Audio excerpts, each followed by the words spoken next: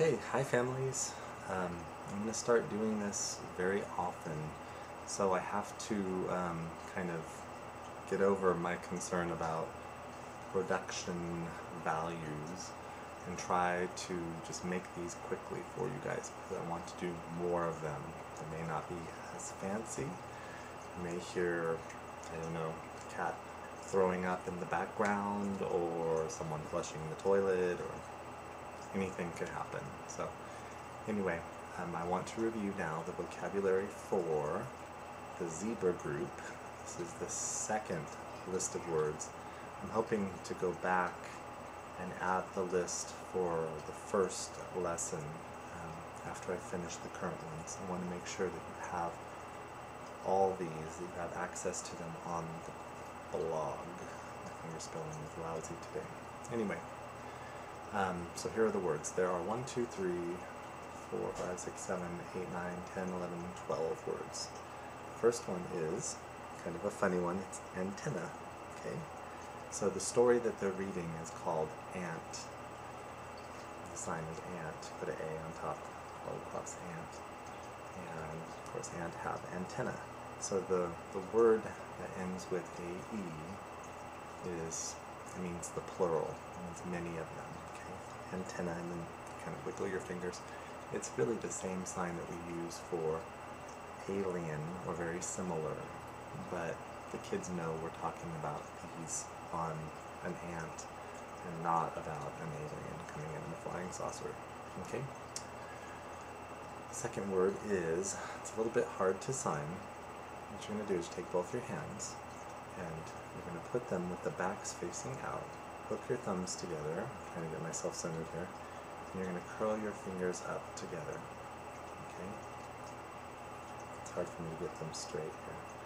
Almost looks like a bird, and then you just curl your fingers together. Okay? What that sign means, your hand should look like this now. So if I can show you the back, is cocoon or cocoons. Okay? So they're talking about bugs and how the larvae go into cocoon and then they come out as the mature insect. So again, hands back to back, and then kind of curl your fingers together to make a cocoon.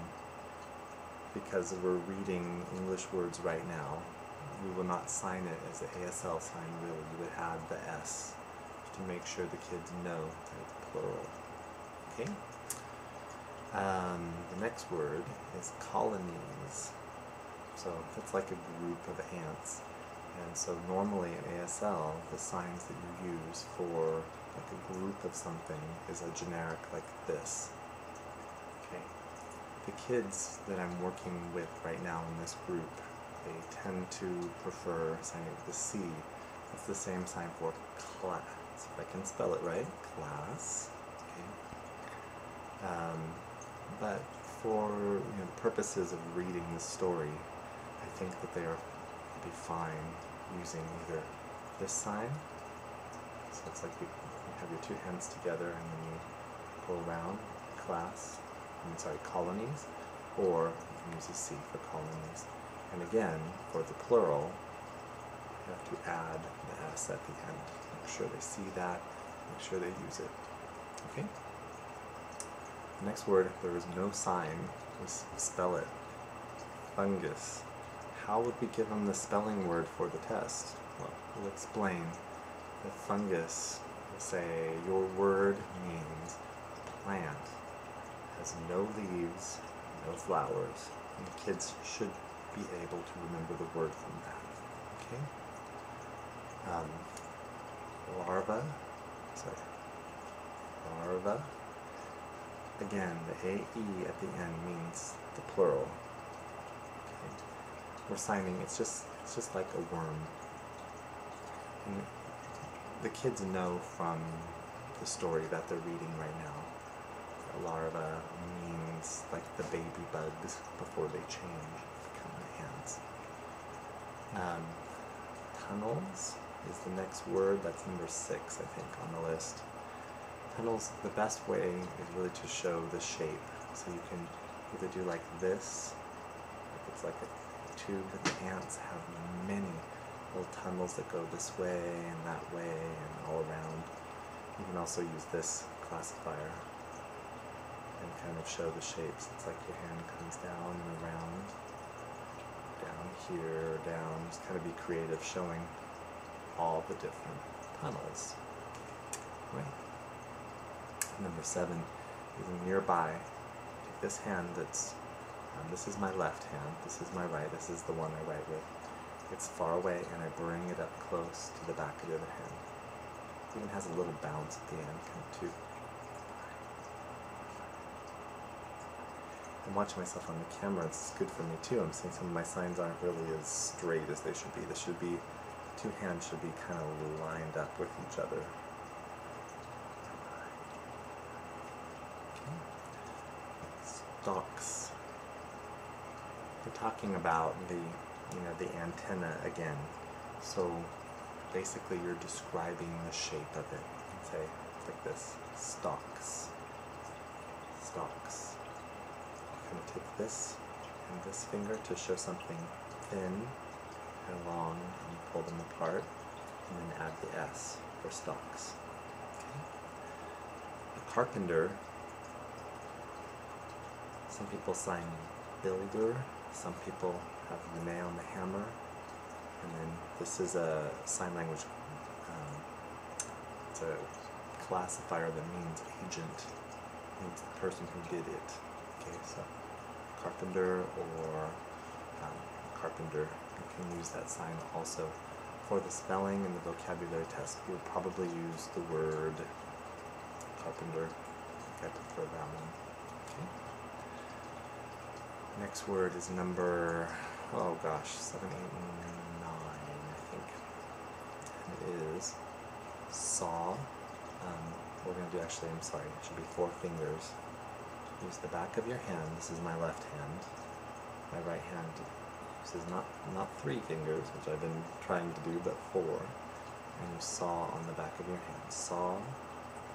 That's the first part of the word. And in the second, you take the D, and on the back of your hand, you turn the D over, back against back, and make those circles with it.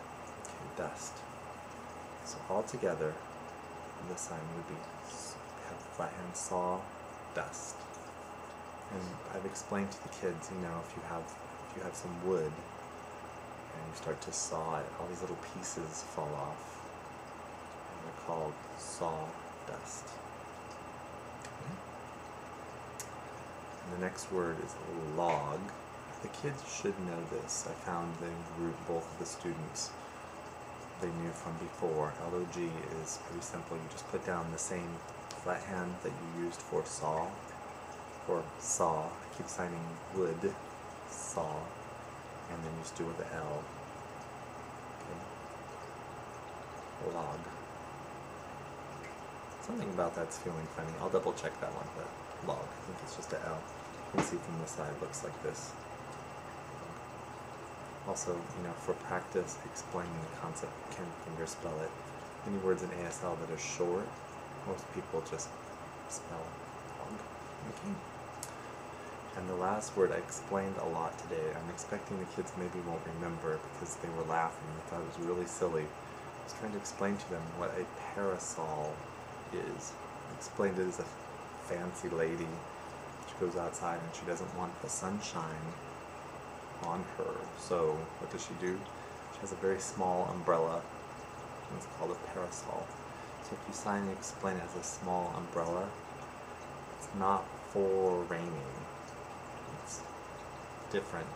It's for sunshine. And the reason why you have it is to try to make some shade for yourself. So anyway, that's the zebra group vocabulary list number 2. I will go back later and do list number 1 again. And I'll be adding vocabulary for the other groups, ASP. So, if it's helpful, enjoy your night, and we'll see you later.